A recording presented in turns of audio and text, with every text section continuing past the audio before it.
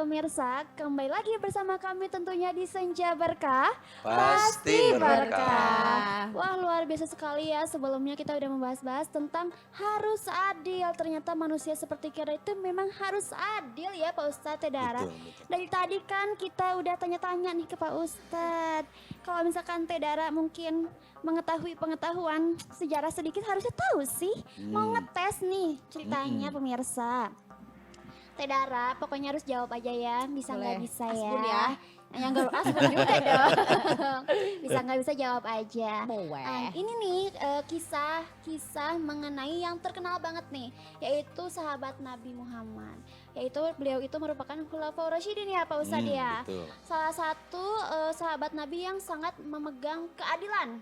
Pokoknya dia itu mengambil keputusan tidak pernah melihat kedudukan posisi lawannya. Nah, kira-kira siapa tuh? Sebenarnya semua juga sama aja sih. Siapa tuh? Aku milih satu ya yang pernah jadi memusuhi Nabi. Siapa tuh? Umar bin Khattab nggak sih Pak?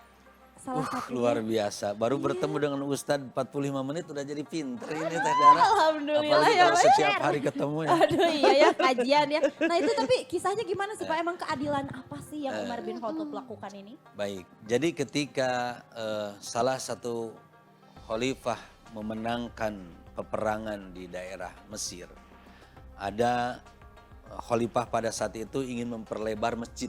Ya, ternyata di samping masjid itu ada sebuah rumah milik Yahudi.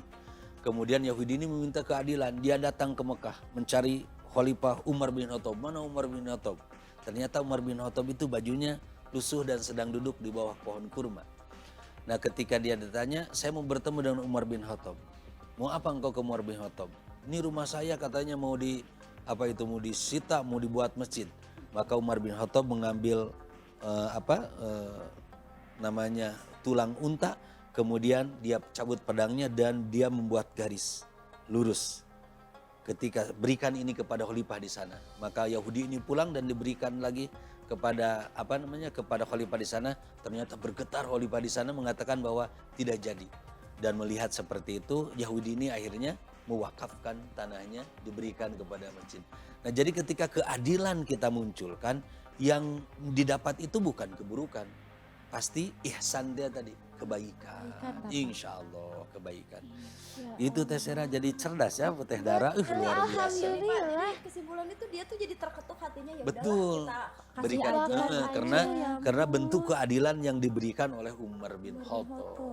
Luar Enggak biasa. kayak otoriter. Udah enggak apa-apa, awasin aja tak gitu ya. betul. Luar Biasa biasa banget. sekali ya. Aduh, dari tadi memang kita udah cit nih kan. Kenapa sih? Udah masuk. Oh ada yang datang? Betul, tapi Oke, gak datang ke sini. Oh iya. Ini katanya pesan-pesan nih dari pemirsa Betul. di rumah, katanya pengen nanya-nanya ke Pak Ustadz, ke kita juga. Udah datang nih. Yang pertama datang dari Ibu Asti di Padalarang, Bapak. Cakep mungkin ya rumahnya. Katanya Pak Ustadz, Assalamualaikum. Waalaikumsalam warahmatullahi wabarakatuh. Pak Ustadz, kira-kira apa tuh tanggung jawab individu untuk menciptakan keadilan di sekitarnya katanya. Tanggung jawabnya tuh apa? Mungkin dia merasa tidak tanggung jawab mungkin ya Pak Ustadz. Aku tidak paham adil mungkin ya dia. Betul. Betul, kira-kira bagaimana? Tanggung jawab individu kita melihat ke sebuah hadis yang mengatakan bahwa khairunas anfa'uhum linnas. Sebaik-baik manusia adalah yang bermanfaat untuk orang lain. Ketika individu kita menginginkan diri kita bermanfaat, maka insya Allah apapun yang kita lakukan akan memberikan dampak manfaat kepada lingkungan kita. Jadi jawabannya adalah pahami bahwa diri kita ini harus bermanfaat untuk orang lain. Itu Teh. Harus bermanfaat untuk orang lain Betul, ya. betul. Ya gimana lagi kan namanya juga manusia ya Pak ya. Iya. Saling membantu, saling Makhluk bermanfaat. sosial ya Teh. Belum minanasnya juga ya. betul. Betul, begitu Bu Asti. Ada lagi nih dari siapa? Oke, nah kita langsung berangkat. Ada pertanyaan juga dari Pak Hendra. Dari mana ini? Bekasi. Ih, jauh ya penonton di TV. Sampai ya. Nih katanya ya. gini. Bagaimana? Assalamualaikum Pak Ustadz. Waalaikumsalam, Waalaikumsalam Pak Hendra. Pak. Nih, bagaimana keadilan dapat memperkuat hubungan antar individu dan kelompok katanya seperti itu Pak. Baik. Kadang susah ya. Betul. Keadilan ini harus menjadi sumber pengokoh antara individu dan kelompok. Seandainya keadilan ini tidak ditegakkan, mungkin terjadi kericuhan dan lain sebagainya. Oleh karena itu, jadikanlah keadilan ini menjadi pemersatu kelompok dan individu. Ya, jadi kepada individu kita harus tetap berbuat adil, kepada kelompok yang bukan kelompok kita juga tetap kita harus bersikap adil ya tadi. Ya. Itu Bapak tuh ya. Seperti itu. Harus banget ya kita punya sikap netral mungkin ya Pak Ustadz ya. Bubar tuh Ben. Ada dua. Oh, Jadi apa tuh? pertama kita mungkin juga suatu saat perlu berpihak, suatu saat juga perlu netral. Gitu ya, dalam politiknya seperti itu.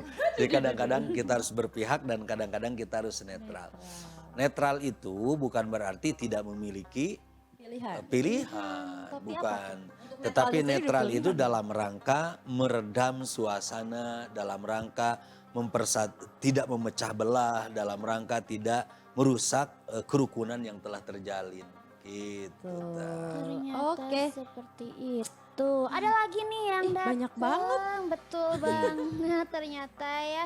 Kali ini datang dari Ibu Amanda, dari Cik Amanda katanya. Kita panggil Cik aja lah, udah Boleh, akrab sayang. mungkin ya. Gimana katanya? Dari Ibu Amanda di Bojongkoneng. Assalamualaikum Pak Ustadz. Waalaikumsalam warahmatullahi. Kira-kira Pak Ustadz ada nggak sih implikasi ketidakadilan terhadap kepercayaan dan solidaritas sosial katanya. Kadang suka aja mungkin ya mempengaruhi tuh ketidakadilan tuh terhadap orang percaya gitu. Kira-kira gimana tuh Pak Ustadz? Ada pasti. Ketika seseorang itu berbuat adil, pasti anu terpercaya karena keadilan itu. Betul. Ada yang kan gitu teh, ada yang suka, ada yang tidak suka, ada yang percaya, ada yang tidak percaya. Implikasi sebetulnya sebaik-baiknya apapun yang kita lakukan, seadil-adil apapun yang kita lakukan, maka musuh-musuh kita akan mengatakan itu tidak adil. Ketidaksukaan. Ketidaksukaan. Jadi intinya implikasi keadilan itu ataupun ketidakpercayaan terhadap keadilan itu pasti akan ada. Tetapi hal itu bisa diminimalisir dengan bersungguh-sungguh menunjukkan keadilan tersebut. Gitu teh. Seperti itu Camanda katanya ada. Hati-hati saja ya Pak Ustadz ya. Ada lagi nggak nih Ada pertanyaan? dong pasti, ada banyak atuh penonton UTV mah Iya, asik. betul. Ini ada Bu Rohmah di Cibiru Cenah ya. Oke Bu Rohmah gimana Cenah? Bagaimana keadilan dapat diwujudkan dalam sistem hukum dan kebijakan publik? Wah ini mah kayaknya ini ya pasca politik kayaknya ya Pak ya. Si ibu teh. Gimana Move on Cenah? kayaknya. Belum move on ibunya ya Allah. Ibu Bu Rohmah. Dalam kebijakan apa tadi? Dalam sistem hukum dan kebijakan Wah ini luar biasa sekali ya. Udah sistem hukum dan kebijakan publik. Publik. Maka keadilan itu harus diperlihatkan, keadilan itu harus ditunjukkan sebaik-baiknya, seterang benderangnya. Kenapa? Sebab hukum publik itu lebih ganas sebetulnya daripada hukum yang lainnya.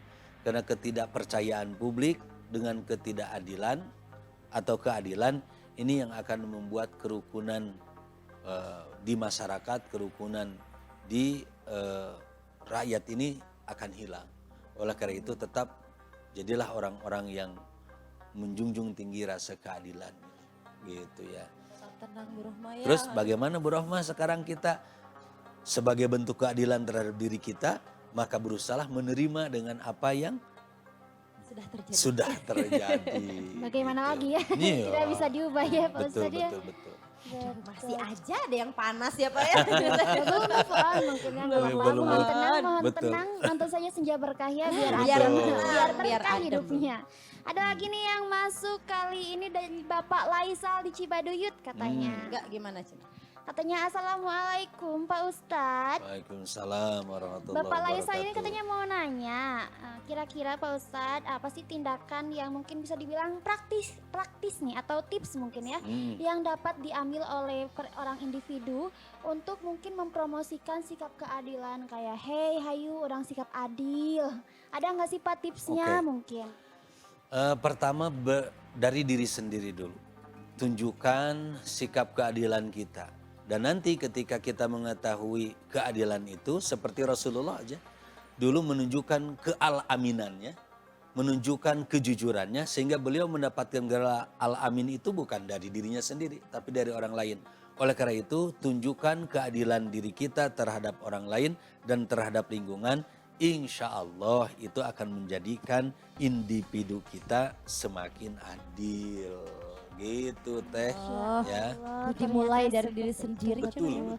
Gak susah sih mau disuruh-suruh juga, tapi kalau dirinya masih kena kelakuannya kayak gitu mah merenya banyak hese. Benar. Nah, seru sekali ya pembicaraan kita Sama-sama. kali ini. Tentunya mungkin buat pemirsa di rumah yang memang ingin bertanya-tanya nih mengenai pengetahuan agama Islam ke Pak Ustadz ataupun ke kita-kita, boleh banget langsung aja kontak ke nomor 0813-9447-7912. Dan jangan kemana-mana karena setelah ini kita akan ada sesi doa bersama. Jadi tetap bersama kami di Senja Berkah, pasti berkah.